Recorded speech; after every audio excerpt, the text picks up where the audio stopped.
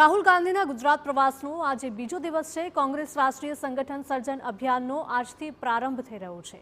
મોડાસાથી રાહુલ ગાંધી કરાવશે અભિયાનની શરૂઆત। વર્ષ 2025ને સંગઠન વર્ષ તરીકે ઉજવવાનો કોંગ્રેસનો નિર્ણય છે।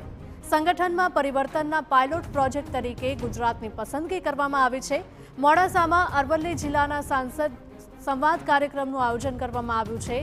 કોંગ્રેસ આગેવાનો સાથે રાહુલ ગાંધીની બેઠક મળશે। બેઠક બાદ 1200 બૂથ સમિતિના લોકરો લીડરો અને રાહુલ ગાંધી આપશે માર્ગદર્શન। ત્યારે કોંગ્રેસના નવસર્જન માટે જિલ્લા સમિતિઓને સશક્ત કરવાનું આયોજન છે।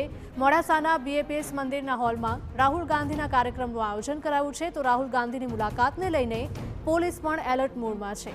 ચુસ્ત સુરક્ષા વ્યવસ્થા ગોઠવવામાં આવી છે।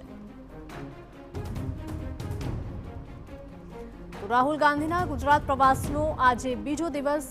કોંગ્રેસના રાષ્ટ્રીય સંગઠન સર્જન અભિયાનનો આજથી પ્રારંભ થયો છે। તો મોડાસાથી રાહુલ ગાંધી કરાવશે અભિયાનની શરૂઆત।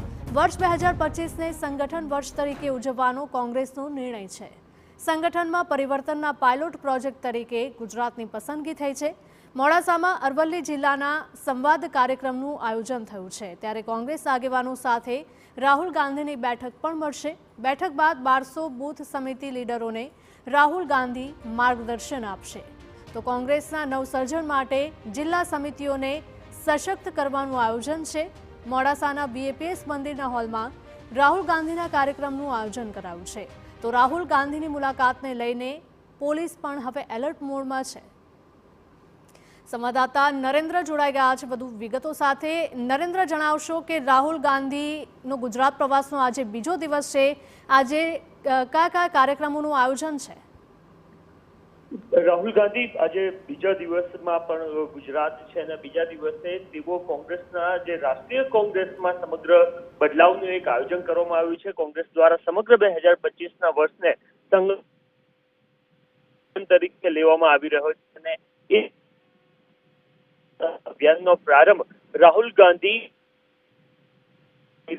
અરવલ્લી જિલ્લાના જ્યાં આ અભિયાનનો તેઓ પ્રારંભ કરાવ્યો।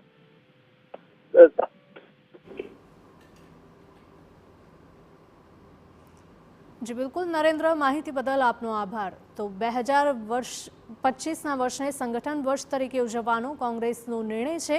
સંગઠનમાં પરિવર્તનના પાયલોટ પ્રોજેક્ટ તરીકે ગુજરાતની પસંદગી।